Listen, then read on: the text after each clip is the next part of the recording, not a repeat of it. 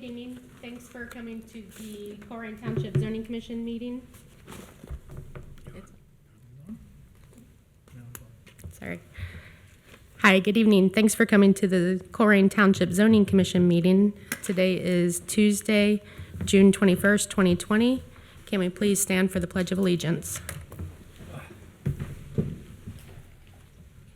I pledge allegiance to the flag of the United States of America and to the republic for which it stands, one nation, under God, indivisible, with liberty and justice for all.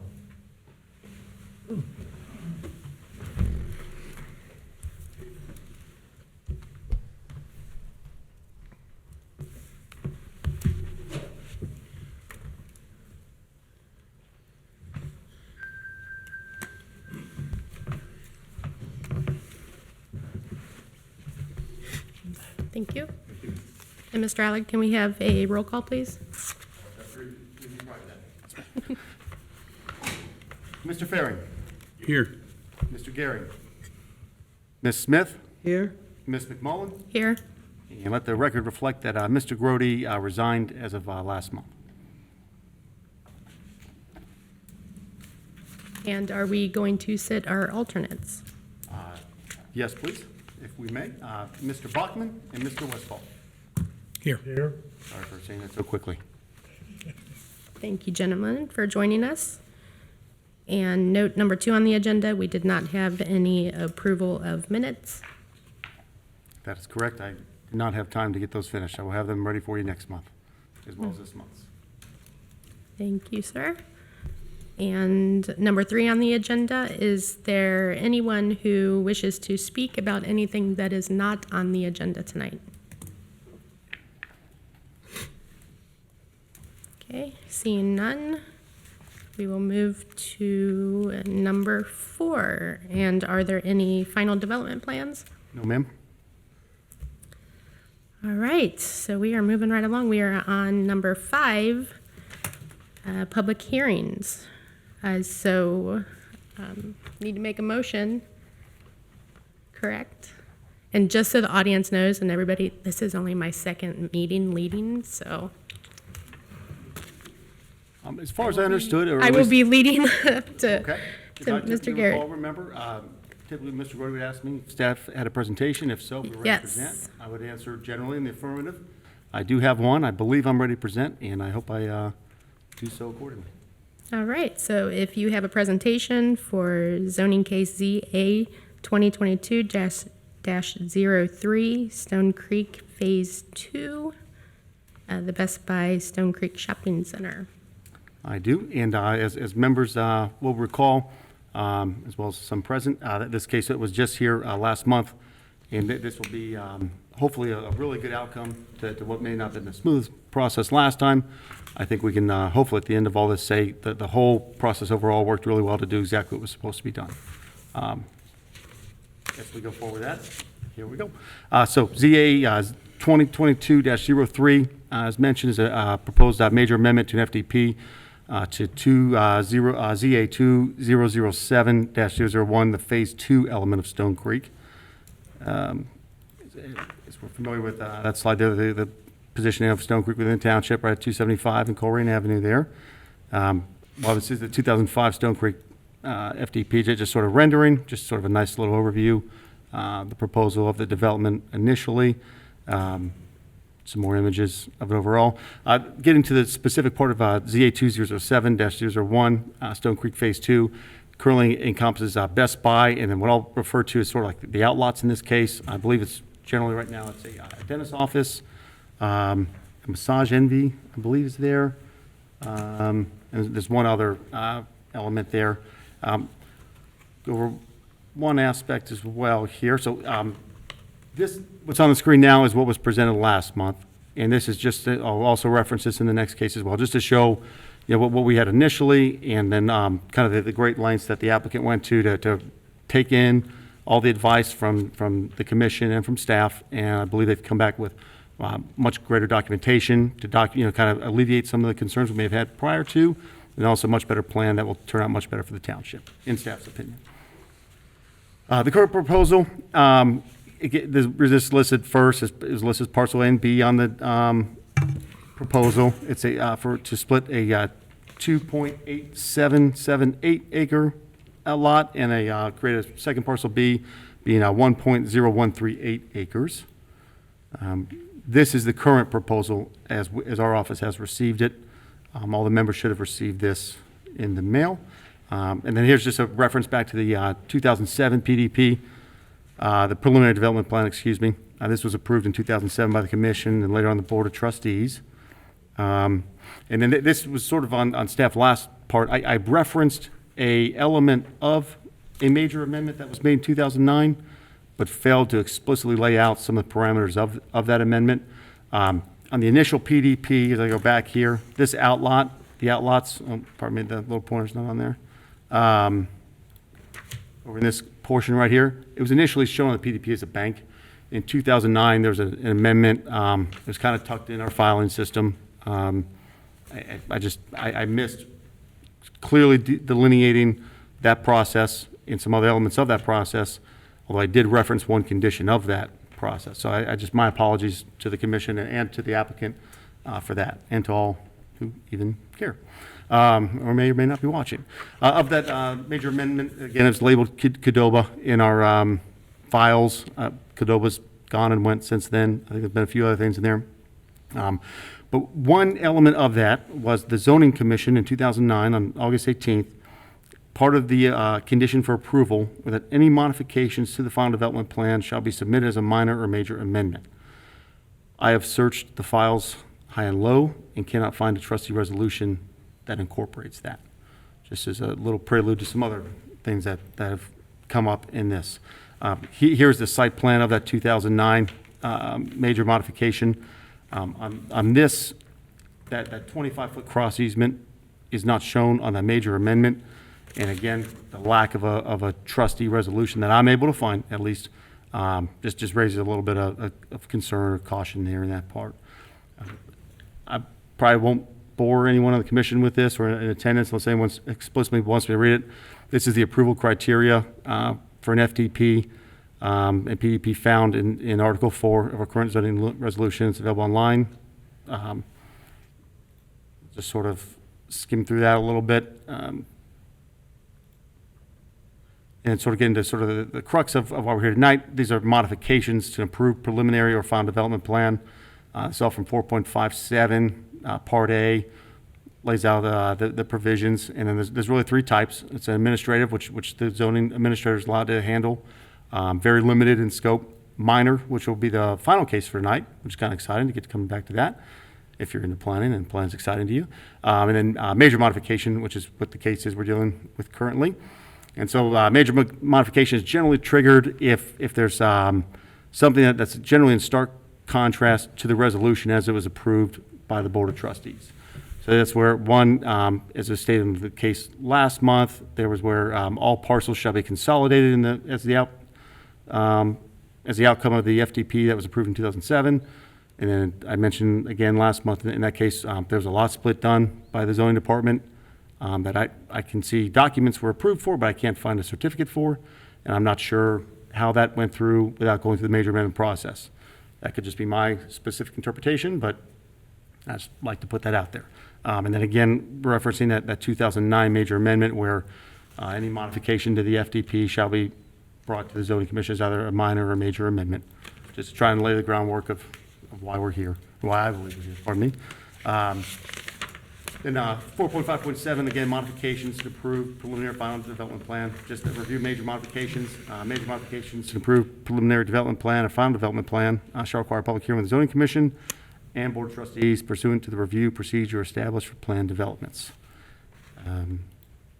On this particular proposal, there really hasn't been a lot that's changed. Again, I highlight here, and I believe I set this out in the packet. It may not have had the highlights on it, here it does. But here, this is the original resolution approved by the Board of Trustees in 2007, where it states the final development plan complies with the intent of the resolution, the zoning resolution, the preliminary development plan, and all other complementary regulations and documents. The final development plan complies with the site recommendations of applicable development review agencies. The final development plan complies with the following additional requirements, standards, and contains following conditions or restrictions. Those first two, the C and D, are kind of the big overarching kind of catch-all. And then E, and especially E8, is kind of what triggered staff's opinion, being the requirement for a major modification. This is just the end of that resolution. On your desks, you'll see a few files starting with the access management regulations. These are just a few, it's an overall, I think it's like a 37-page document. I pulled out a few pages relative to cross-access easements, just to sort of give commissioners a real quick intro to what the Hamilton County Engineer requires. And as we get into that, it's section 2.4. It'll be, I believe, the fourth page in there. And really, the element, the whole crux of it is just the engineers laying out the reasoning that they require it. The biggest thing that revolves, I believe, pertains to zoning in this case, would be that it generally mentions the sort of the convenience of the public. And at the moment, it's my understanding that it's pretty clear that the cross-access easement, is approved on the PDP. I initially had some confusion as to whether that was a recorded one. Thankfully, Mr. Huber guided me to the right one. It is recorded on there on the PDP Recorder's website, so that's a pretty good thing. But this gives the commissioners a little bit of insight into why Hamilton County and then also Colerain Township, why we like these. It's generally the ease, Colerain Avenue being a major arterial road. Here at the township level and also here at the county level, I'm showing you the county documents. We have plans where we would like to help alleviate some of that congestion on Colerain Avenue.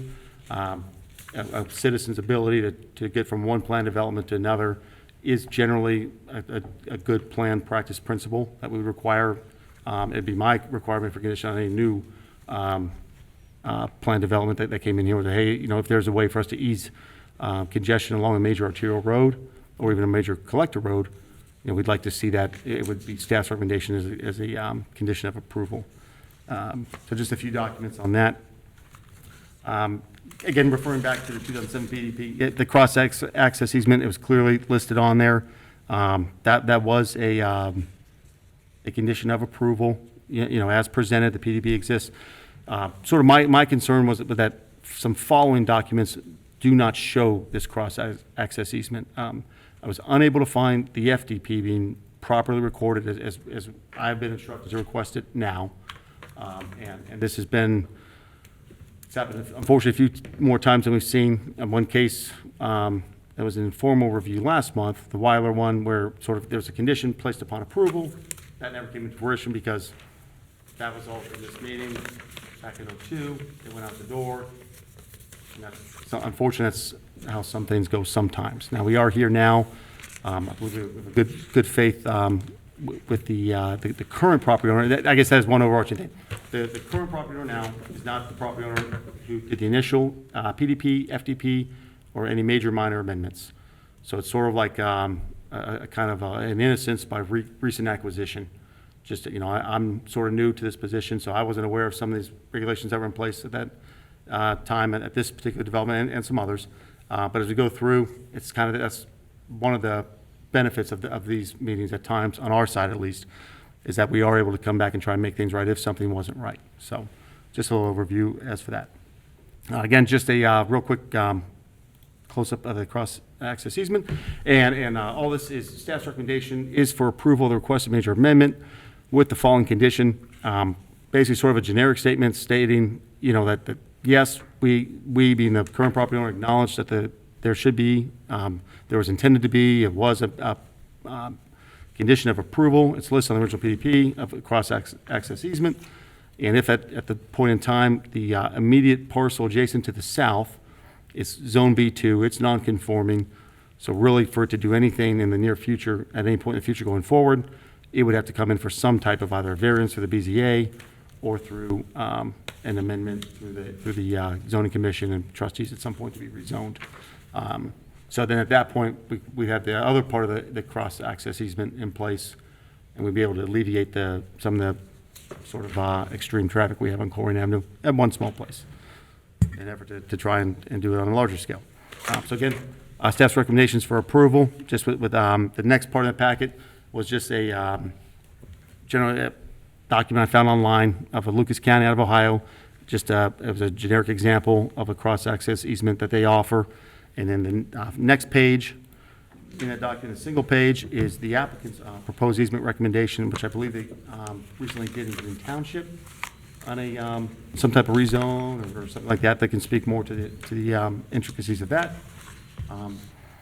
And then the final page in there would just be that at any point, and even on this specific case, on the FDP, it is clearly stated, and Commissioner, you have the document, that's just our application. Again, this is the previous property owner did sign this, it was checked and agreed to all this. All restrictive covenants required by the zone change and preliminary development plan resolution adopted by Colerain Township Board of Trustees, all applicable conditions and restrictive covenants, deed of acceptance signed by owners after approval.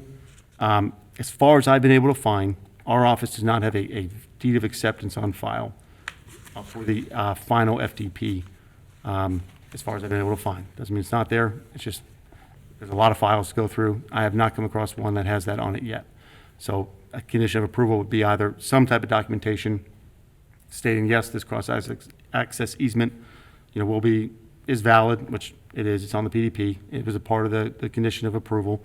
And just that they'll, in good faith, as best they can, make it come to fruition when that property to the south at some point gets rezoned or gets some type of variance. And that's concludes my presentation on that. I did grab one instance on the screen. This is one where that came into our office in January of this year. This was Dunlap Grove, right up the road on Springdale Avenue. Sort of a similar scenario. Thankfully, Hamilton County reached out to us and said, hey, this developer's going for the record plat. Is there anything that Colerain has that they need, in order to approve this? And at that point, again, I was in the same spot. I was unable to locate an FDP with the signed deed of acceptance on it and said, hey, we need this. I know for sure it was Abercrombie. I don't know if it was Mr. Huber not involved in this one, but I know Abercrombie, they took care of it right away. Developer took care of it right away. It was, again, just that sometimes it's a small thing, but it's sometimes all we have to go on. So just an example, a little bit more of the deed of acceptance back there. And then that concludes my staff report. Thank you, Mr. Allig. Commissioners, any questions for staff?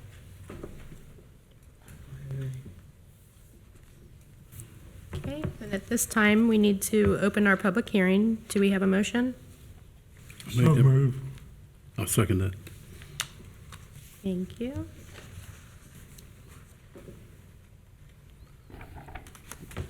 May I do a All roll call? right. So, Mr. Bachman. Yeah. oh, Sorry, just a roll call. I got you. I Yes. got you. thank you. Mr. Farron. Yes. Ms. Smith.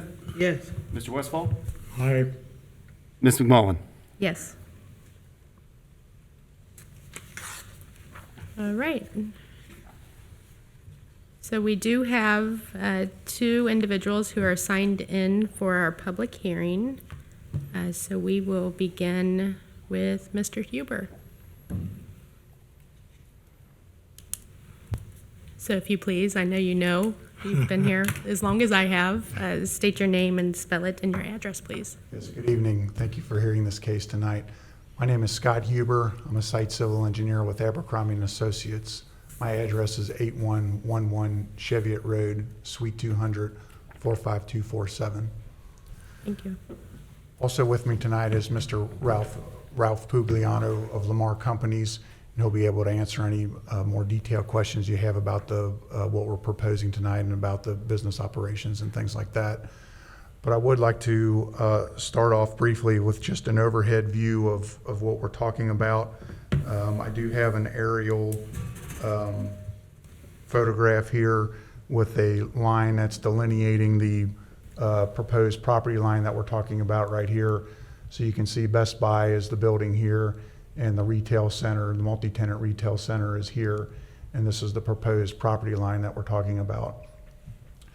So if you remember last month, there was a lot of back and forths and maybe a lot of confusion about the project and what we were proposing.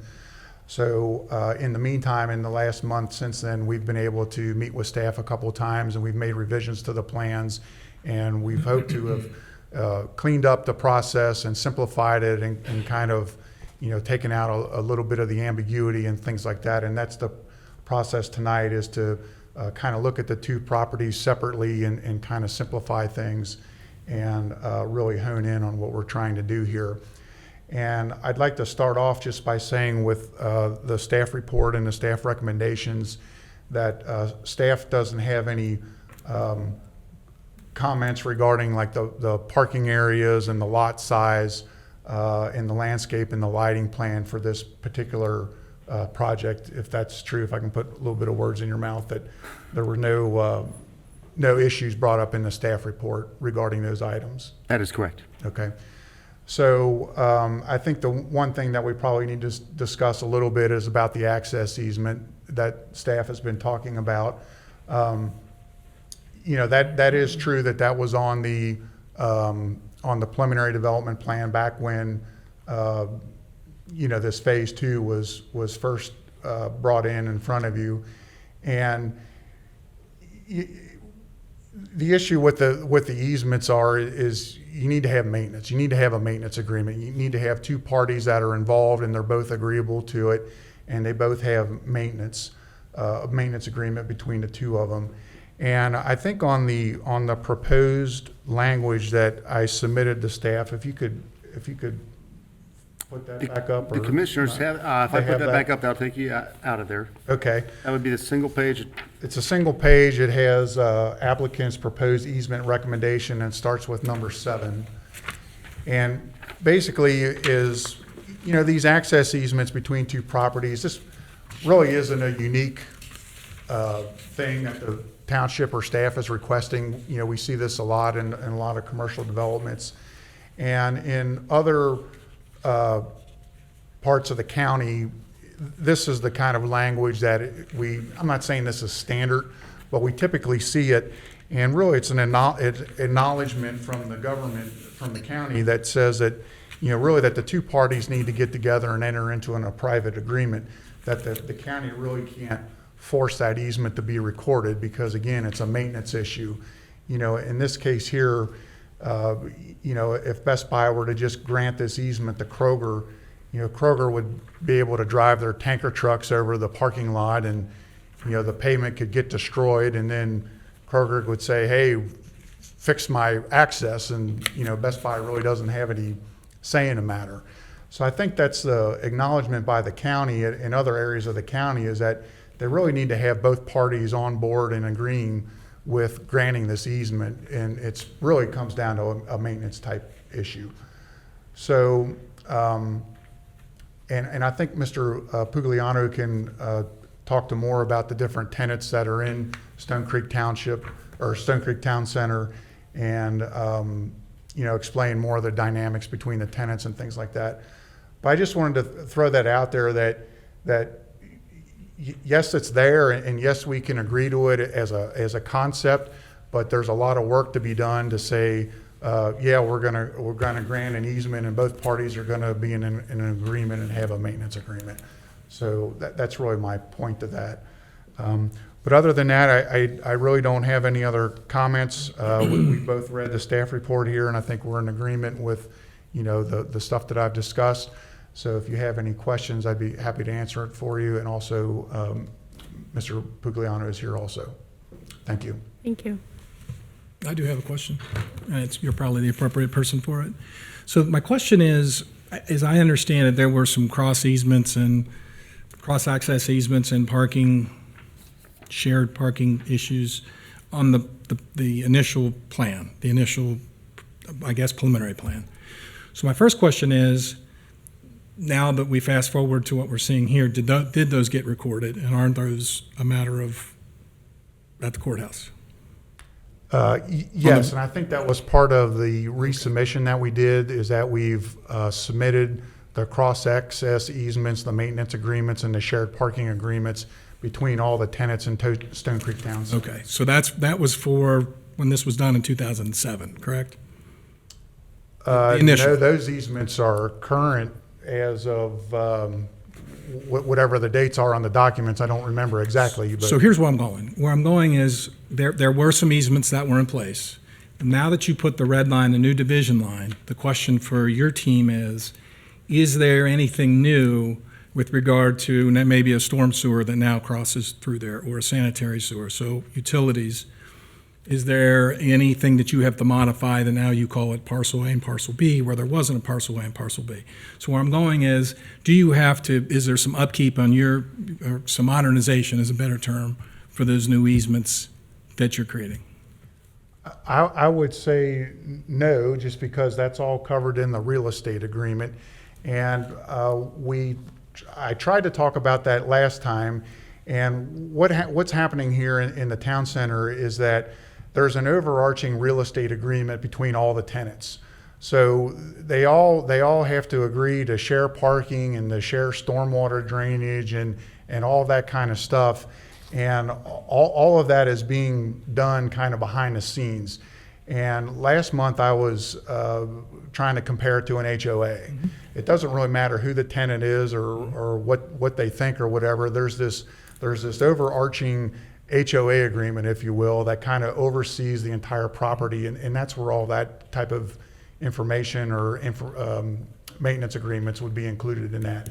And that's already in place, and it's already documented and on record. So at the end of the day, my question is, you have existing documents on record that take care of maintenance and cross easements and parking, and with the modification of the two lots, so what you're in here for, the red line, to create a parcel A and a parcel B, are those still relevant, or do they need to be updated, modernized, changed? I would say no, right? Ralph, do you want to come up and talk about it? Scott, if I may, real quick, the documents that Mr. Huber's, I believe, referring to, being the RIAs, right? The reciprocal easement, Lazy Boy, and Tireless. I was under the impression those are only for the 05, the next case.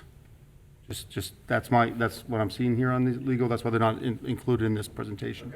Okay. So just to clarify that part. Just want to say that part. Okay. Thank you.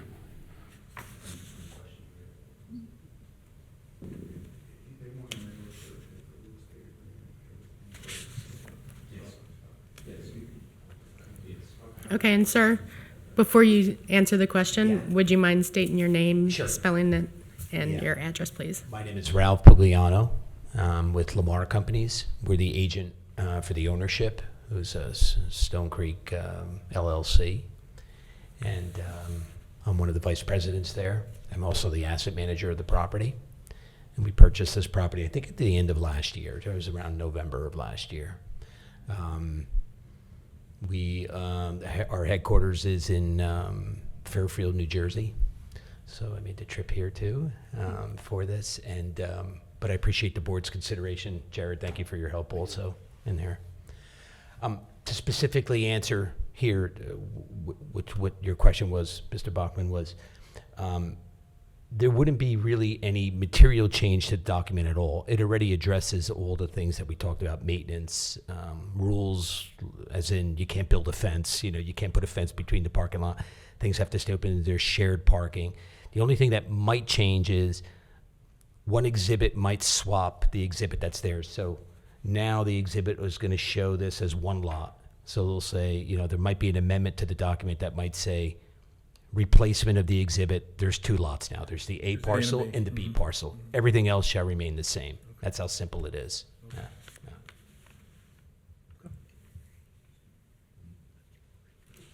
The other point I think that you need to realize is that the easements are already in place and they run with the land, so it really doesn't matter who the tenant is. If there's a public sanitary sewer easement that goes across that red line, it's already granted, it's already public. It doesn't matter. So the easements that are there, they stay in place and they run with the land. Mm-hmm. Okay, commissioners, any additional questions? I think they answered everything. The only thing else I want to make clear is you're saying you're going to bust this into A and B. When I look at that, getting rid of the egress that they had that was never, I guess, finalized with Kroger's or the car place or whatever.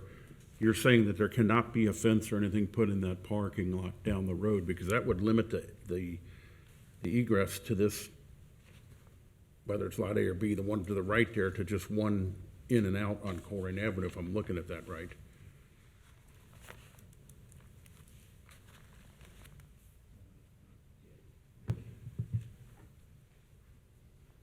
Yes, that's true.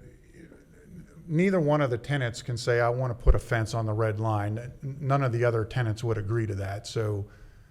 Well, I'm not saying tenants, but down the road, if you got A and B and somebody sells off A, Right. and it's a different owner, that creates a whole nother story. So unless those easements are recorded or what have you for fencing and all that bit, that would be my concern, because right now, I don't think the fire department or anybody would approve that with just one, But- entrance from Colerain Avenue. But I think that's the point I'm trying to make. It doesn't matter if they sell it. It doesn't matter who the tenant is, because this real estate agreement, this overarching real estate agreement controls all of it. So it really doesn't matter. It'd be like somebody moving out a house out of an HOA and a new person comes in. They don't rewrite the rules for the new person. You have to, if you're going to buy the house, you're supposed to know what the HOA rules are. So it's the similar type scenario. I understand that, but when you're talking selling parcels, and that can change the story. So as long as everything, if you're happy with the easements and stuff that are in place, The only concern I could say of on our part at the moment would be that the agreement that the current property owner, kind of the same way, when Lamar or the Stone Creek LLC purchased the property, as Mr. Huber just said, they had to agree to all the rules that were in place, all of them, ours and any private ones. So if there's a private agreement that prevents or prevented the prior owner from doing certain things, and now the new owner from doing certain things, in case a cross-access easement, that could be in conflict with each other, really all we're looking for, in a sense, I guess on my side, is one, I believe this is the case, and maybe Sarah can back me up with it, but our rules, our zoning, the conditions placed upon in the resolution preclude all those that they're legally able to do. So whereas if a certain tenant didn't like a cross-access easement for some type of competition or some other type of reason, maybe trucks going over, something like that, as was a case example here, say, well, we're sorry about that, but as a greater good for the community, we recognize that there is, the county recognizes it, we recognize it at the township level, there is sort of a greater need to be able to get through some of these planned developments, especially these large ones. That was part of the PDP, that was part of why it was approved back in '07. And another big thing I really want to say is that there are, as far as I understand, it's been explained, there are legal documents that cover the entire Stone Creek development. So what we're going to refer to as the '05 Phase 1, and then this current one, the '07 Phase 2. As far as the township is concerned, those are two separate developments.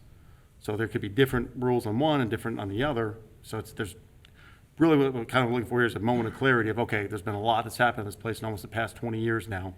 At least on the first Phase 1 in '05, we're coming up on 20 years on that. Soon this will be, that as well. Let's kind of make sure we reiterate some of the initial things that were put in place back then and may have fallen by the wayside. Unfortunately, in some of the years have gone over, if that made sense, but just. So question, do we know if Kroger has an easement in their final development plan? In the PDP plan, there is, as mentioned in some of the documents there, that's again a little confused. There's clearly stated in the resolution, I believe in 2017 for the Kroger PDB, they had to allow access really it was mentioned at two places. One being this specific area here, not this specific parcel though, where the red line, Mr. Huber has, where the red line ends on the south there. Kroger owns that parcel now, but that parcel is not part of any PD. Now just below it, the next parcel below it, where the actual structure for the byrider is, that larger parcel, that is part of a separate PD for byrider. And then Kroger's, it's very convoluted, Kroger's PD absorbed a part of that PD. So Kroger's actual PD right now does not touch the Stone Creek PD at this point where the cross-access easement has any effect with what we're talking about. And that's, again, we're getting to some of the fun parts where we get to make these decisions tonight, or at least recommendations. At some point in the future, given that Kroger owns that property, that small parcel of the south, it's pretty natural to assume that there's really not much you can do with it with our current zoning resolution. At some point, it's going to be absorbed one way or the other, I would assume, and it'd just be nice that, again, we recognized in 2022 that this would be a greater good for the community, which is the whole reason we kind of get zoning in a sense, or have zoning as exists in a sense. We saw it, as an issue back then. The current property, if it's still the current owner, whenever the years down the road are, they agreed they would at least come to the table to discuss this cross-access easement, to reasonable terms, nothing unreasonable by any means. Same thing that the new property owner, the new applicant, let's just say it's, 2023 case or 2024, say, all right, this is in place to your north. If you want this to be rezoned as this, and here's part of the condition, you're gonna come and meet with the property owner, you're gonna do the other part of the cross-access easement. We're gonna make something work, that's part of your condition of approval. It's not gonna be unfair for either side, however they determine that to be, but it is what we thought would be the greater good for the community. Sometimes I trail off, I apologize. You're welcome to tell me to stop. And then just an administrative question. This being a major amendment, will this go before the trustees? Yes, it will. Okay. It's been requested to be put in front of them next month. Commissioners, any other questions? Okay, do we have a motion to close the public hearing? I'll make a motion. I'll make a motion to close the public hearing. I'll second it. Mr. Alec, roll call, please. Mr. Bachman? Yes. Mr. Ferring? Yes. Ms. Smith? Yes. Mr. Westfall? Aye.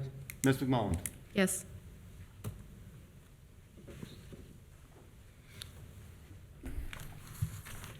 All right, so do we want to entertain a motion? I have on my roll call, the next motion will be a motion to open discussion among the board, the commission members, excuse me. If that's Yep. what you would like to do. If, does someone want to make that motion? Second. Did he make it? I'll make the motion, Sue, and you'll second it? Hey, we're getting there. We're getting there. Again, I'm sorry, everyone. I did better last month. Huh? That's about different circumstances. That's all right. You're doing I'm great. more nervous this Hey, month for some I'm reason. the one that has to worry about performance here. I'm the one who can be chopped tomorrow. So, Mr. Bachman, Yes. Mr. Ferry, Yes. Ms. Smith, Yes. Mr. Westfall, Aye. Ms. McMullen. Yes. I guess the only discussion point I have is that your staff proposal in terms of the project looks fine, your amendment there, with regard to the easements and the requiring of those, so I'm fine with this.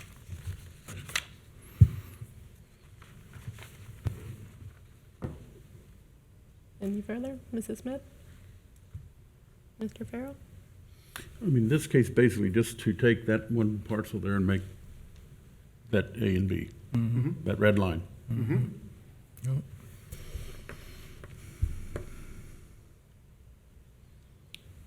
No further questions or comments? No? Okay. Would someone like to make a motion to close? I'll make a motion to close it. Mr. Alec? Board meeting here. Mr. Bachman, Yes. Mr. Ferring, Yes. Ms. Smith, Yes. Mr. Westfall, Aye. Ms. McMullen. Yes.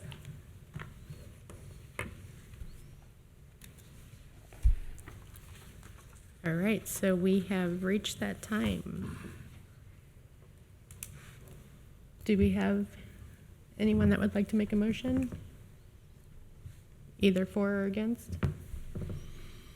I'll make a motion that we approve case ZA 2022-03, the major amendment, to ZA 2007-001, Stone Creek Phase 2. And that is with, my motion is also to include the staff recommendation, and that's in our packet, known as item number 1. I'll second that. Okay, there is a motion and a second to approve. Mr. Bachman, Yes. Mr. Ferring, Yes. Ms. Smith, Yes. Mr. Westfall, Aye. Ms. McMullen, excuse me. Yes.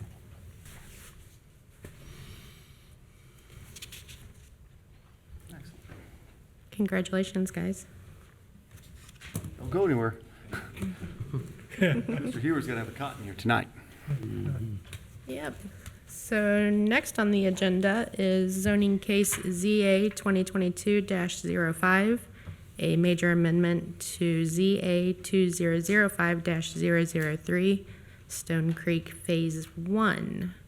And this one, for clarity, is regarding Starbucks. And does staff have a presentation? I do. And if I may, I will begin. As previously mentioned, we're talking about a ZA 2022-05, major amendment for the other half of this, the what I've labeled basically Phase 1, the ZA 2005-003. It's the initial PD, same place, not going anywhere. I already showed some of these renderings, very nice renderings, in my opinion, of the very large development that went in there.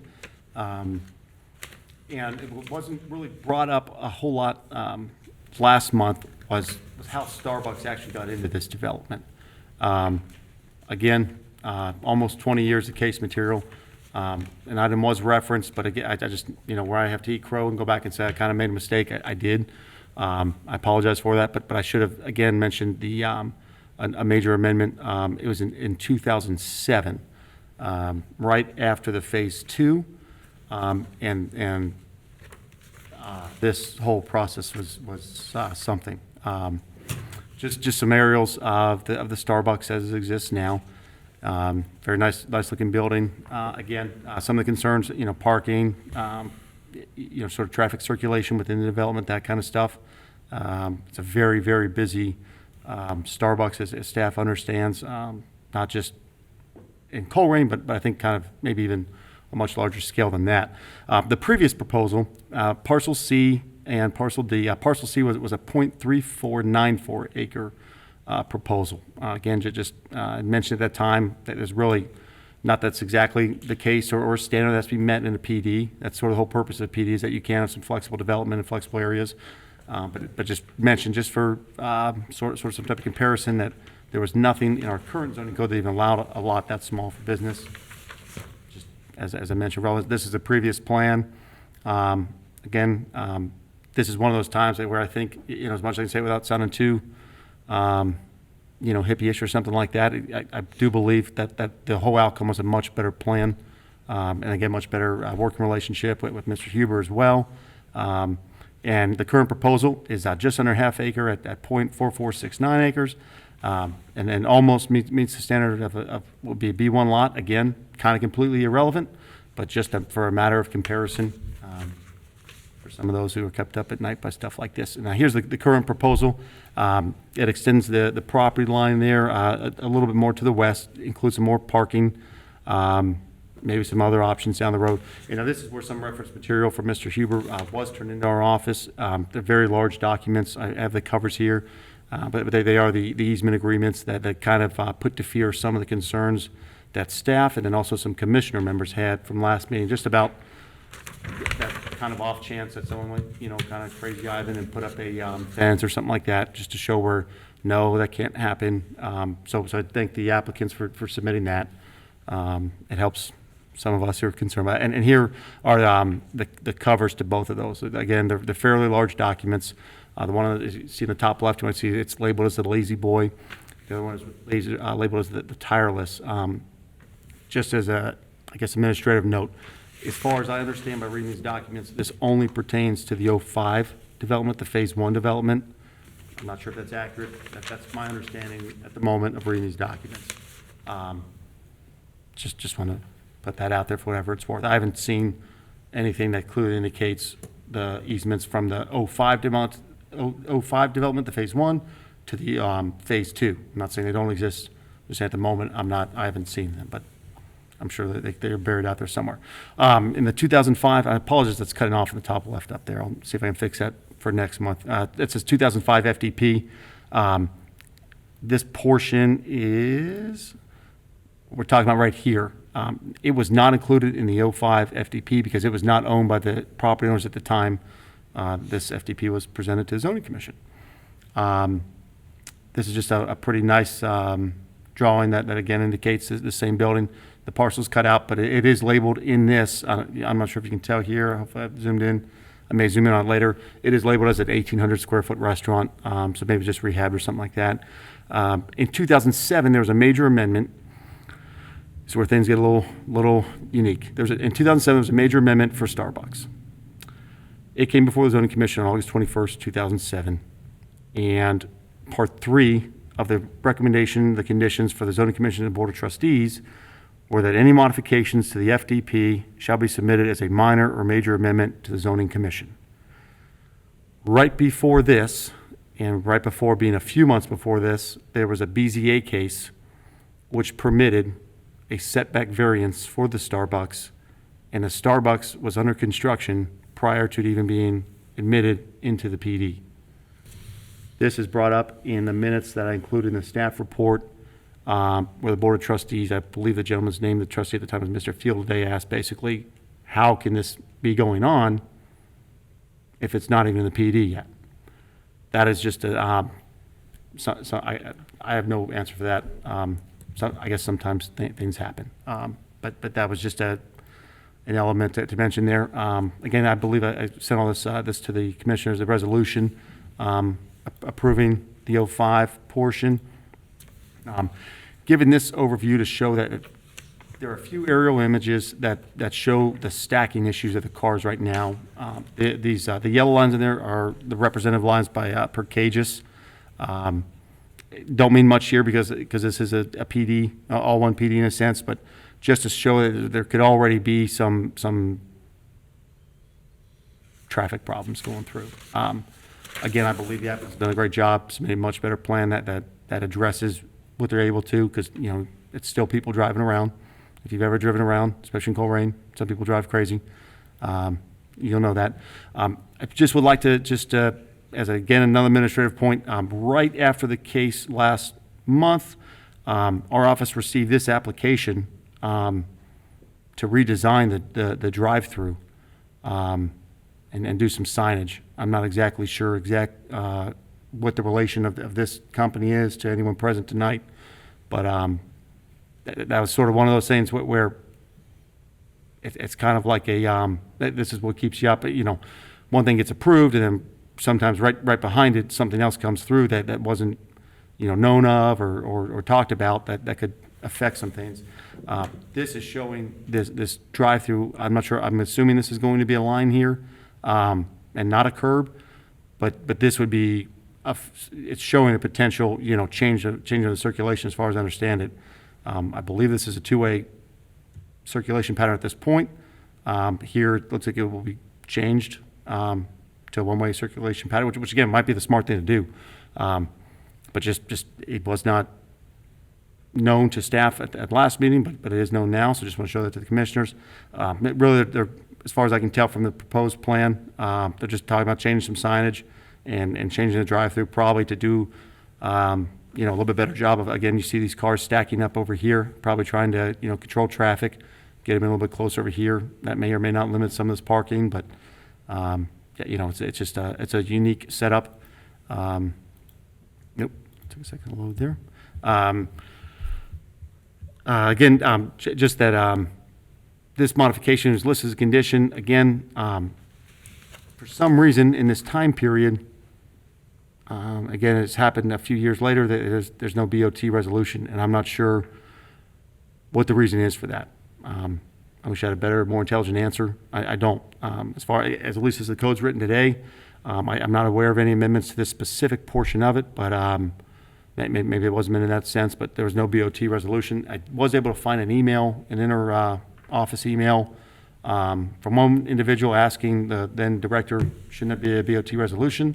But I don't believe we have records indicating if there was a response to that saying either yes, there should, or no, there should not be.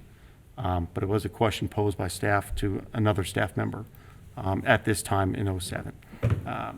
Again, so on this one, staff recommends for approval of the requested major amendment, minus any conditions. Again, I believe the applicants and the property owners have done they did a great job. They improved their plan. They took in the consideration and concerns of staff. They discussed with the commissioners last month, and again, came back with what I believe is a much better plan. So that's staff's recommendation. And that concludes staff's report. Thank you. All right, so at this time, we need a motion to open a public hearing. I'll make a motion that we open public hearing. I'll second it. We have a motion and second. Now we need a roll call. Mr. Bachman. Yes. Mr. Ferry. Yes. Ms. Smith. Yes. Mr. Westfall. Aye. Ms. McMullen. Yes.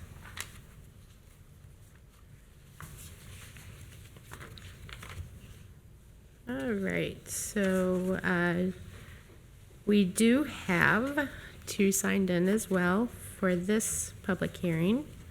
So Mr. Huber is up again. And just for clarity, to make sure that we have good minutes, so we will follow the same process, if you would mind saying your name, spelling it, and who you are representing. Yes, good evening. Thank you for hearing this case. My name is Scott Huber. I'm a site civil engineer with Abercrombie and Associates. My address is 8111 Cheviot Road, Suite 200, 45247, representing the applicant, Mr. Ralph Pugliano from Lamar Companies. Just again, another overall aerial view of the Starbucks site, and the red line is delineating a new parcel line that we're trying to create here. If you remember last month, that line was in a different location. It was actually closer to Starbucks, and there was a lengthy discussion about the size of the lot, about some parking and things like that. So what we've done in this revision here is we've actually moved the line further away from Starbucks, and we've given it the area that staff had reported in the staff report. And this also meets the township parking requirements under the shared parking regulations in the zoning code. So I think it's evident from the staff report that there are no conditions. So I'm taking that to be that this, this is a agreeable plan, meeting the, a bigger area, meets the parking requirements, meets the landscape and the lighting requirements. So I really don't have any other presentation, and I'm available for questions as well as Mr. Pugliano. Thank you. All right, thank you. Mr. Pugliano, did you want to speak? I'm only asking since you signed in to speak. Yeah, no, I was Right. really just available if Scott needed me, but I appreciated your consideration again. Thank you.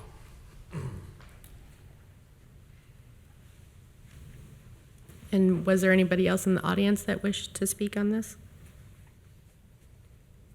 Okay, hearing none, we need a motion to close the public hearing. So move. I'll second that.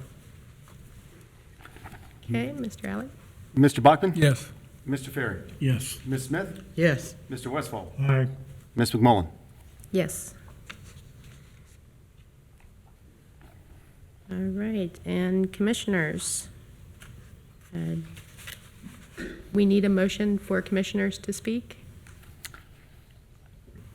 I believe so. I don't think that we did. If you don't, and you feel you don't, I do have a copy of the bylaws. If you'd like to go in there, it's my understanding you, to some extent, get to do whatever the board feels, the commission, feels is appropriate. It does say you would generally follow Robert's Rules of Order. Okay. If you want to, you're welcome to. If you feel the Okay. board, if the commission feels you don't need to, then you don't need to. Okay, we'll go ahead and make a motion just to stay consistent with what we did already. So do we have a motion?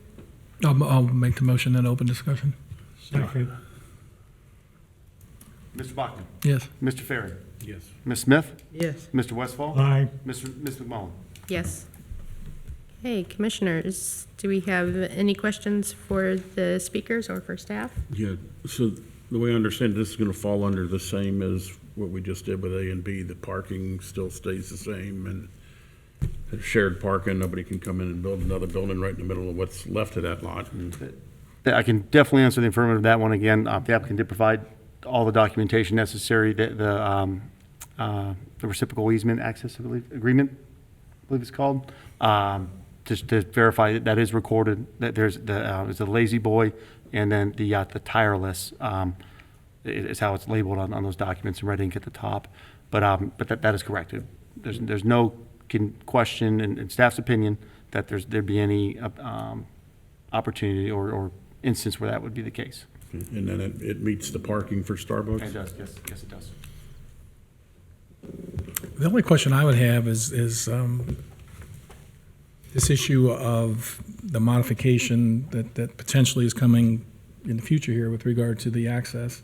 So my question to Mr. Huber and Mr. Gugliano would be, first of all, A, are you aware of it? And B, if you are, how does it, with the division line that you're proposing, does it alter that or modify that, or is there any concerns in your mind from the modification that we were shown by staff? Or the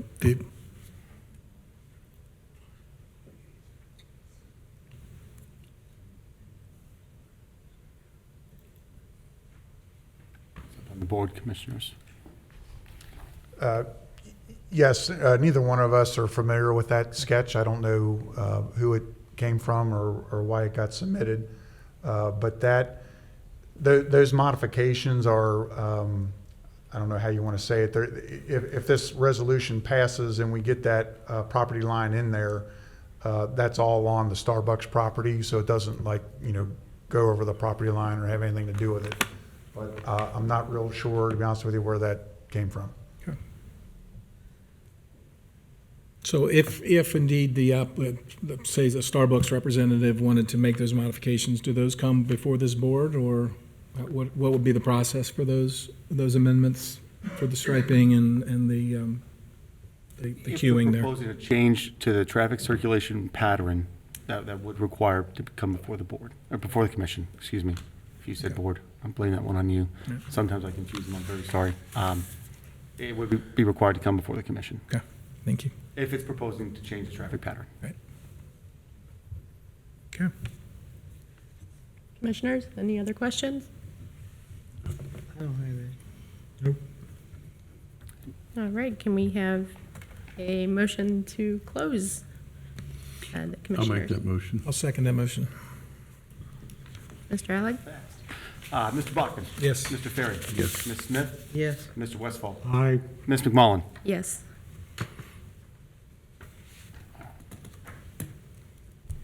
All right, so we have reached the point once again that we will need a motion to either approve or deny.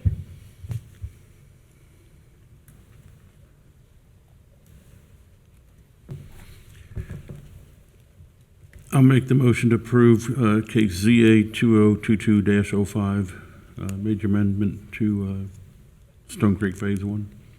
I'll second. Okay, we have a motion and a second to approve. Mr. Alec, if we could have a roll call, please. Mr. Westfall? Aye. Ms. Smith? Yes. Mr. Ferry? Yes. Mr. Bachman? Yes. Ms. McMullen? Yes.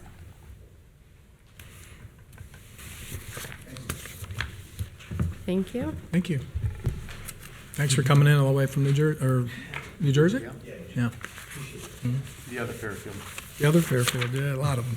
Fairfield, California too, yeah.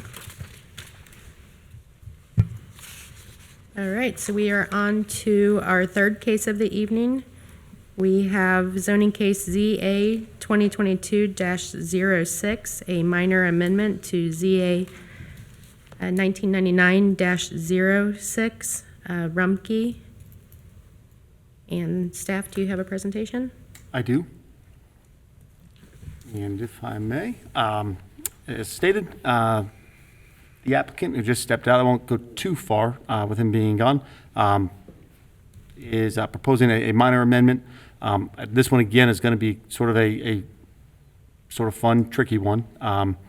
We'll try and I'll try and do a good job of weaving together exactly what is and is not relevant as far as our current zoning resolution, past zoning resolutions, consent decrees, that bring us here to this moment. With that, I will continue. Everyone's probably fairly familiar with the location of this property. just a little bit north of where we just were there, 275 in Colerain. This one's right at roughly Colerain Avenue, and where it splits sort of into US 27, and Colerain Road would split off on the other side there, on the east side, just north of Struble. Is the development that is known as the Rumpke Sanitary Landfill. It's just a little bit of a site overview. Again, here, let me get this laser pointer on. For anyone who may or not be familiar, US 27 run north and south here, Struble Road running across here. We're really talking about this fairly small area right here, just to the east of US 27 on a very large development there. And as we get a little fairly more specific, it's really 5 parcels in question we're talking about, and of those 5, of the 2 to the furthest west here, it's a very small portion of each 2 of these. That'll come in later to play in the condition of staff's recommendation. This is by no means supposed to be an exact graphical representation of the proposed building we're talking about, but just to give a rough approximation of the part that would cross those parcels. I put this piece together very quickly and somewhat haphazardly, but the next one may not be quite as clear, so I just want to give just a rough outline. This is really what we're talking about at the moment. Again, just sort of an overview of the area, and then just a breakdown again of some of the property lines here. All these maps so far have been from Cages for the most part. And then again, a topo map. This is just to highlight, this is probably not exactly current or accurate, and the applicants may or may not be able to speak to that. I believe the engineer's last topo, if it wasn't 2017, maybe in 2012, I believe some excavation fill type work is taking place in there. If I'm wrong about that, I hope they'll correct me immediately. The proposed plan is looking at, there's an existing citizens basically drop-off point. The proposal, as demonstrated here, is building a larger structure that would be all enclosed, and staff's opinion, be a much safer operation, much cleaner, and some other things we'll get into later. But every commissioner should have received this in the mail as well, these large drawings, just showing that the whole proposal tonight is going to be predicated on the condition of approval that the 2 parcels currently owned by ODOT are acquired by the applicant and property owner now. But just in case, so there's no qualms or uneasiness, anything shown close to or near a property line in this case tonight, again, is predicated, that's the absolute gist of the condition for approval, is that this is only valid if that portion of property is acquired that will meet the proposed setbacks here, which will keep everything in line with any standing amendments. As staff sees, again, just some renderings of the structure, taking what is, I believe, currently in all exterior outside operation and closing it. You can infer any benefits from that you may see. I'll cover a few later. This would be, I was afraid this wasn't going to come up well on here, and now it really isn't at all. But this is a more, a more detailed and what I would say a much more precise layout of how this is going to lay. I will, at the very end of this, if any of the commissioners would like, I'll pull this up in a clearer manner if I'm able to. This is not coming up as clear as I hoped it would on this projector, but this is using a program we have here, the ARC Pro. And then I did what's called georeference this image over it based on everything that's submitted. All the red lines you see here, those are all shape files provided by Cages.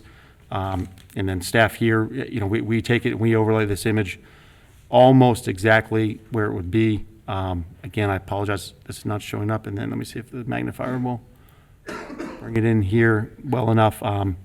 It may not. If I need to, if any of the commissioners would like to, I can print this off on a larger scale. But basically, again, all this is to show that everything was shown on the plan that was presented by the applicant and or property owner lines up almost exactly as they said, just given some of the circumstances of this case, just for, I guess, maybe my own mental comfort, I overlaid it and everything, as far as I can tell, laid out exactly as they proposed. And So while you have that up, Yes, sir. where is the ODOT property line or right-of-way line? and so it's and then what's being asked to be acquired? Okay. If you're able to see the red lines, as it moves in there again, it may be better suited to pull this up in the actual program itself. It may allow me a better chance to show this to you, but it's almost right at the tree line is the current property line, just a little bit to the right, or what would be the east. And then as you can see, if you can see on this current image here, just to the left of the tree line, you'll see those black dashed lines. That is the property which is proposed to be acquired from the ODOT, from the Ohio Department of Transportation, who's the current property owner that they have there. And again, the condition of approval is predicated that the applicant receive that property. If they do not receive that, then it's null and void. I apologize for digressing on that point there, but again, this was to show that what was presented, as I overlaid it, as staff overlaid it, turns out exactly as it was presented, in case there's any question. This is where some of the fun part comes up. So the current zoning resolution in Article 9 for the SWD district, solid waste district, there's at the very end line in there, basically says that if any previous zoning ordinances or resolutions or any consent decrees come up or in conflict with the current zoning code, the least restrictive of all will apply. And then as legal staff had informed us in a meeting a few months ago, all that notwithstanding, it was even the current language is almost irrelevant. The consent decree overrides everything. And as such, in the consent decree, I gave the commissioners, I believe, the copy that I had made where there were three consent decrees. There's only one consent decree. It was a 99-2000. Then there are two amendments, one being in 05 and one in 2016. I went through and took out, modified, if any item was modified, I went and modified it as such, or amended, I should say, amended. I went there just for clarity. I had a very hard time having three consent decrees out, trying to see which one cross-referenced the other, which one amended this but didn't amend that part. The other went borderline insane. I don't want to do that to you, but if anyone would like to see any of them in their entirety, I have that available. And it should, it may not be there, but I do have them available and can print those out. Anyway, all we're getting to, number 29 of the consent decree, condition number 29 of the consent decree, which was listed as Exhibit C in the initial consent decree. Existing buildings and structures shall be permitted to remain within the EF district until such time the area is redeveloped. Any modification of such buildings, other than removal, shall be considered amendment to this consent decree and shall be reviewed and approved by the zoning administration, the Township Zoning Administration. That probably should have commission there, I believe. I will double check that real fast. I apologize greatly for that. That's a big one.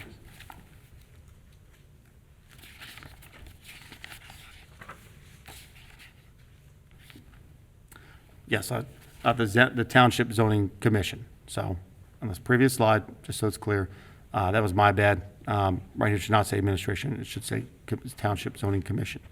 I apologize greatly for that. So summary for this, as stated in the initial consent decree from 99, and it is that portion, number 29, remained unamended from 05 and 2016. Condition 29 requires that any modification of building be required to be submitted as an amendment and receive approval from the Colerain Township Zoning Commission. Getting through the same clause that was applicable to the previous case, 4.5.7 modifications to approve preliminary or final development plan. Given that ZA 1999-06 Rumpke was an FDP, but which did change the zone to an EF, falling under the same conditions that we have applicable now, at least in our current zoning resolution. Again, same thing, portion A breaks down the three different type of modifications, one being administrative, the other being minor, and the final being major. Minor modification, any modification to the final development plan that fails to meet the requirements, administrative are very basic. But where the consent decree in number 29, in condition number 29 here says that it will become as an amendment to the zoning commission, and then in the consent decree, it says the commission will hear it. And it would just be a basic amendment. It's not going against it's not in direct conflict with any approving condition of the resolution, which is staff's opinion would qualify it as a minor amendment, not a major amendment. And review of a minor modification or amendment, the word's interchangeable in this. The zoning commission shall be responsible for reviewing and making a decision on minor modifications to improve preliminary development plan or final development plan, which is what that 1999 consent decree condition 29 lays out, that it shall be here before the zoning commission as an amendment. Such review decisions shall take place at public hearing, holding now, the zoning commission, and shall not require any additional notice beyond what is required by the Ohio Revised Code for public meetings. That condition has been met, as it was in the other two cases as well. The decision of the zoning commission on minor modifications shall be deemed administrative. Staff findings, based on the proposed site plan, the applicant's justification letter, staff's interpretation of the Colerain Township zoning resolution, and the criteria is listed above. The current use is a permitted use in the zoning district in which the property is located. It was originally rezoned as back in the prior zoning code listed with an EF, which is like a landfill or a mining district. It's staff's opinion that a granting the requested minor amendment would not be contrary to the public interest. This is primarily due to, and I'll let the applicant and the property get more into this, but staff's understanding is presented to us. One, the current citizen drop-off point, it's open to the elements. The new one will be enclosed. And then also the current one will allow non-Rumpke proprietary, like contractors, like sort of third parties, to not get in the mix with the Rumpke, the actual Rumpke employees, might be the best way to say that. So kind of separating the two, and then also greatly reducing the trip of those individuals who probably would be better served not being in that mix for a multitude of reasons. Sort of, again, my staff's opinion would be the safety of the public, the convenience of the public. Probably, I would assume it probably gets pretty muddy and stuff, and among other things there that be tracked on the road. Basically, the closer you keep non-Rumpke people to the road and not have them go back a very long distance, which again, the applicant I think is going to cover. It's staff's opinion that does meet the baseline qualification of zoning, which is anything to be done in public health, safety, welfare, and convenience. Again, that's staff's opinion on that. And then any conditions recommended below. On this particular case, again, just want to go over and clarify condition 15. Had a condition there where it says, except as otherwise stated herein, if the proposed plan will meet any reference 50-foot setback listed in condition 28. The proposed plan that they show exceeds the 50-foot setback at 53, I believe, is the minimum setback. So where a minimum setback of 50 feet was required in the consent decree, they met, or the applicant is meeting or exceeding that with this proposed plan if they acquire that parcel, being the biggest condition on this, if and or when they acquire that parcel from ODOT. So again, staff recommends approval of the requested minor amendment, subject to the following conditions: that the applicant purchases the indicated portions of parcels 510-0170-0112-90 and parcel 510-0170-0114-90, the adjoining property currently owned by the State of Ohio Department of Transportation. That concludes staff's report on that. I apologize if I got into the weeds a little bit there. Thank you. All right, so now we need a motion to open a public hearing. So move. I'll second that. Mr. Alec, a roll call, please. Mr. Bachman? Yes. Mr. Ferring? Yes. Ms. Smith? Yes. Mr. Westfall? Aye. Ms. McMullen? Yes. All right, so we do have one signed in for the public hearing, and I guess you're going for the trifecta this evening. So if you wouldn't mind stepping forward, Mr. Huber, and follow the same procedures, name and who you are here representing, please.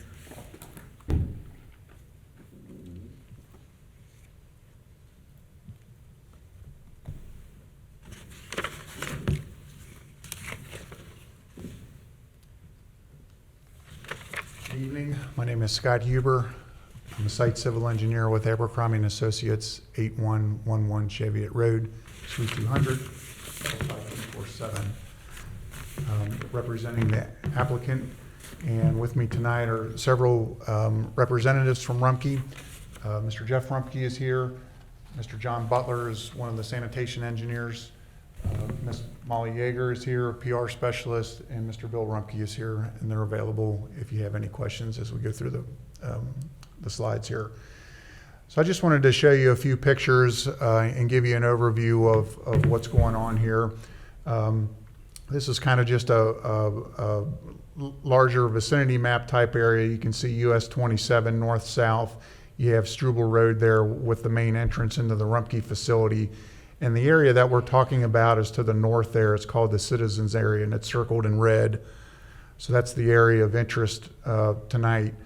And as a little blow-up area there, it looks like this from an aerial photograph. You can kind of see that it's paved with concrete. These step-like features that are right through here are actually retaining walls. And this is where citizens come up, they pull in, and they throw, can we call it trash, or what is it? Call it trash. Okay. Product, trash, whatever.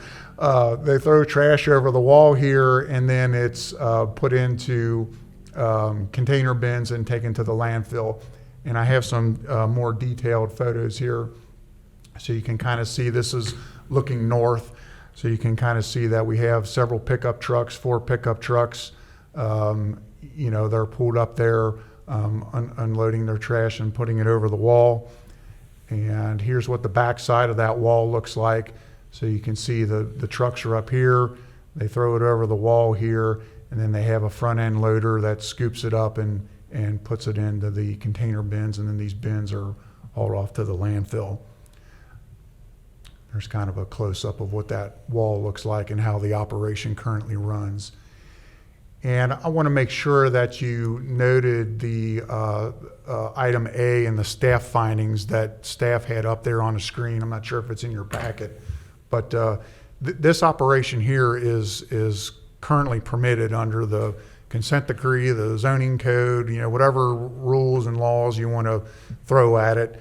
You know, this is the current operation, and this is an allowed use. It's a permitted use, and this is how it currently operates, and it's permitted to operate like that.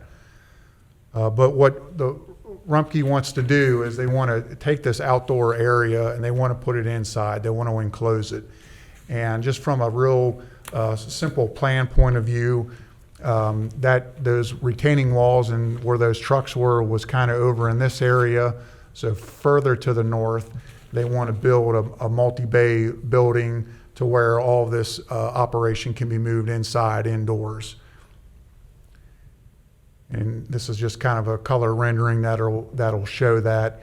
And I think there was a question about where the property line was that is needed from ODOT, and it's this dashed black line that kind of runs through here, you know, kind of encompassing the trees area like staff said. So that's the additional property that we're currently in not negotiations, but we're currently working with ODOT to acquire that property.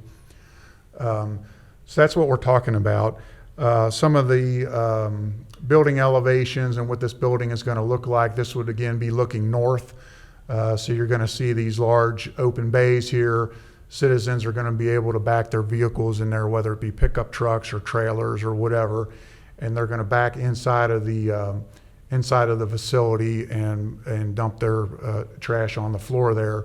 Where inside the building they'll have that same equipment, and they'll load it into, instead of containers, it'll be into semi-trailers that'll have, you know, truck hooked up to it, and they'll be able just to drive out of the pit. And you'll be able to see that here on this side. So this is the US 127 side. So there's a door right here, and what happens is a open-topped semi truck drives in there, and it has the top of its trailer is open and it's down lower. And what happens is that the front end loaders, they pick the trash up from the floor and they dump it into the top of the trailers, and then they drive out and take it to the landfill.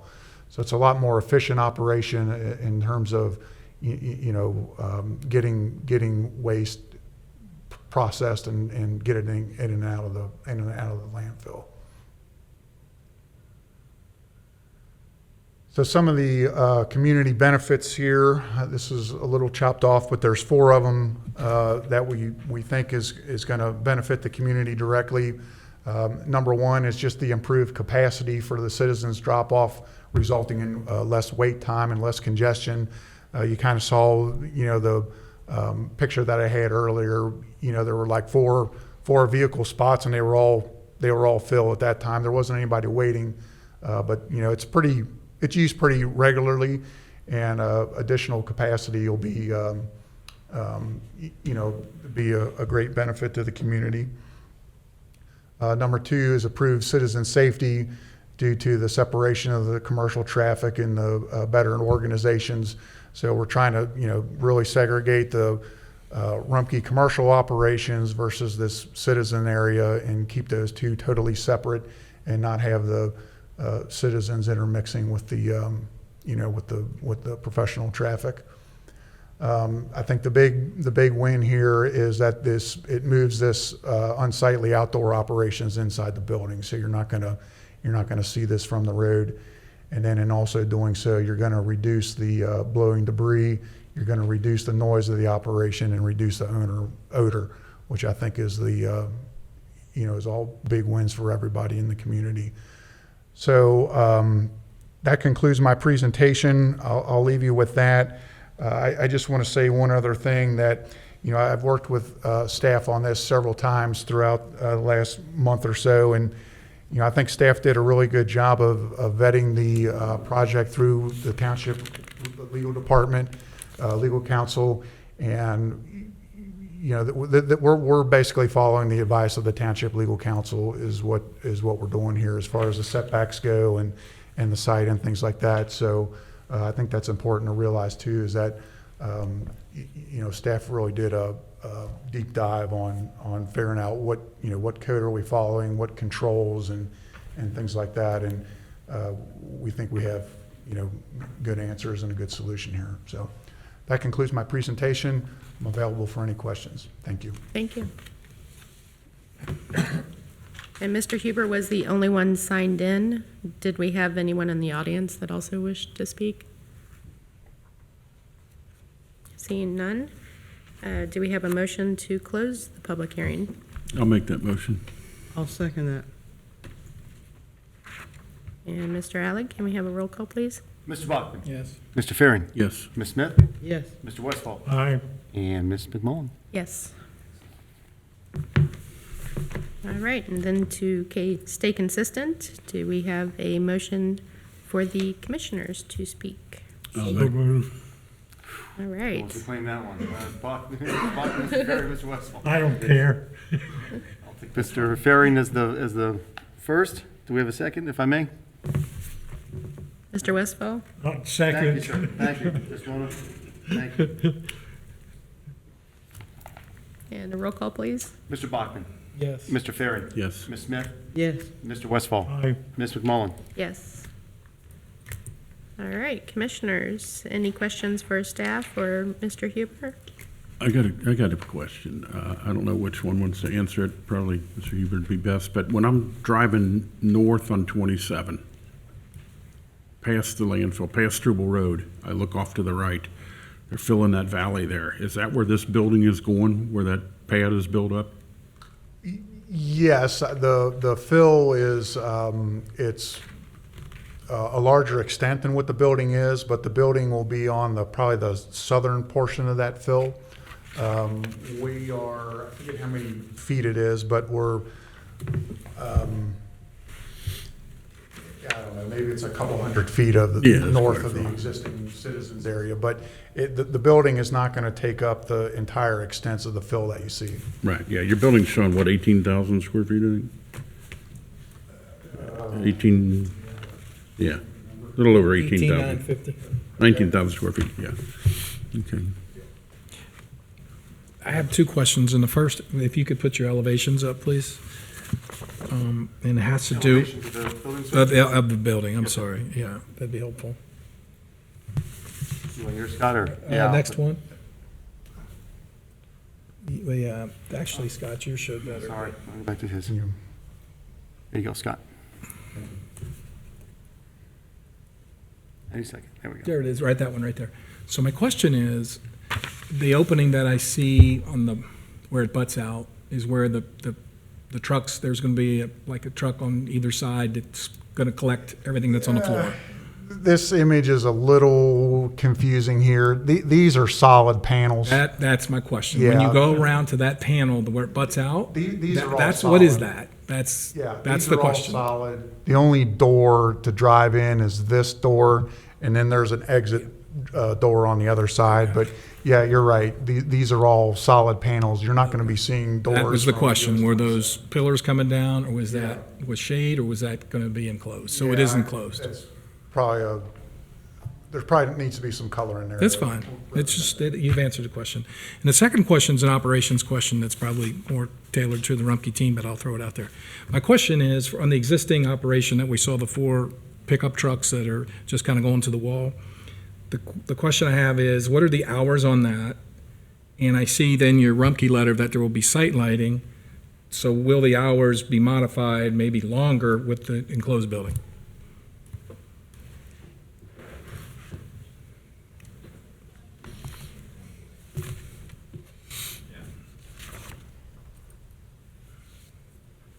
I'm John Butler, 3990 Generation Drive, or for Rumpke. I'm their site engineer. As far as hours of operation, we're like 7 to 5 on that Currently? currently. What I'm looking at there is 7 a.m. to 5 p.m.-ish. Correct. Okay. And then the We don't proposal? expect to see any changes with that. Okay.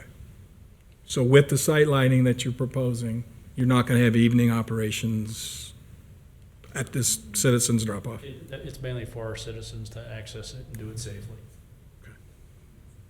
So the answer is no? That's correct. Okay. I have a question. When do you expect the approval for the property from the state of Ohio? Answer that question. This is that, as of today, we had finalized the actual, recording the deed with ODOT. We're waiting for them to sign off on that. It's less than a half an acre as far as how big the parcel is. We've been working with them on this for almost 2 years now to get that area filled in so they can get rid of some of their guardrails that are there. And that was kind of our original understanding with them. Now it's just finalizing the small details with it. So you think it will be sooner than later? Sooner than later, and I know that before we can do anything here, we're gonna have to go back through for a zoning certificate, and that will be part of the information that we'll provide to the zoning administrator. All right, thank you.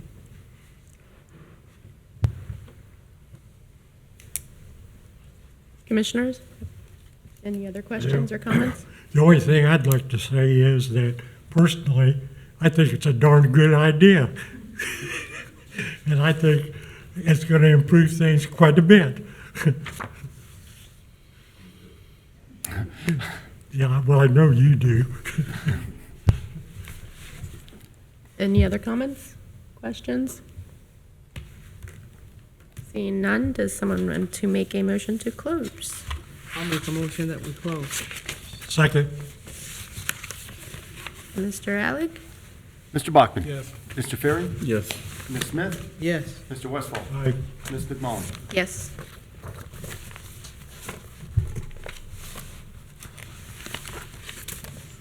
All right, and does anyone want to entertain a motion? Go ahead and make, I'll go ahead. I'll make the motion for approval of ZA 2002-06, which is a minor amendment to ZA 1999-06 Rumpke, with Mr. Alec's comment there, item 1 in our packets, which in essence is the approval of the state of Ohio for the additional land before it can go forward. Second. And I do just want to clarify, it's case ZA 2022-06. Sounds Typo good. in there, ma'am? Okay. Okay. When he read Okay, it. case- I might have Yeah. said it No, wrong. that's all right, that's all right. Yeah, he just There's a doubled lot the of numbers zeros. and Yep. I was homeschooled, I apologize. So we have a motion and a second for approval. Do you want to do a roll call, please? I would love to, if you don't mind. Ms. Smith? No? Mr. Bachman? Yes. Mr. Westfall? Aye. Mr. Faring? Yes. Ms. McMullen? Yes. So I count 4 yeas, 1 nay. Is that correct? Correct. Excellent.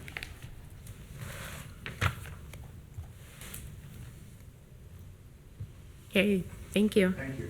Thank you, Scott. All right, so back to the agenda. Number 6 we are at, informal concept review. We have none. Any old business? No, not really. As I said, we did have a resignation. So that's not really old business, I guess, but everyone's aware of that, and that will add, sorry. Any new business? No, ma'am. Any update from administration? That's probably where I should have opened my mouth on this one. I probably should have changed it on here, or I was actually going to mention where it's listed as next meeting. In between now and next meeting, the Board of Trustees will hold a hearing to appoint an alternate member as a primary member of the zoning commission. And then, once that's done, our department will put out a notice on our website that we will accept an application for a new alternate. Both alternates get forwarded to the Board of Trustees. The Board of Trustees make a decision, and then we go forward from there. All right, thank you. And that puts us to number 10, announcements. Any announcements for us? No. All right. Before we do number 11, for myself, I just want to take a second and stop and acknowledge Mr. Gertie's service to our township and thank him for his years of service and guidance, getting us through our meetings, and wish him well in the future. Absolutely. Here, here. With eloquence and professionalism. Absolutely. And no giggling. I need to work on I that. think he had a couple chuckles in there once or twice. I like to think. I don't know.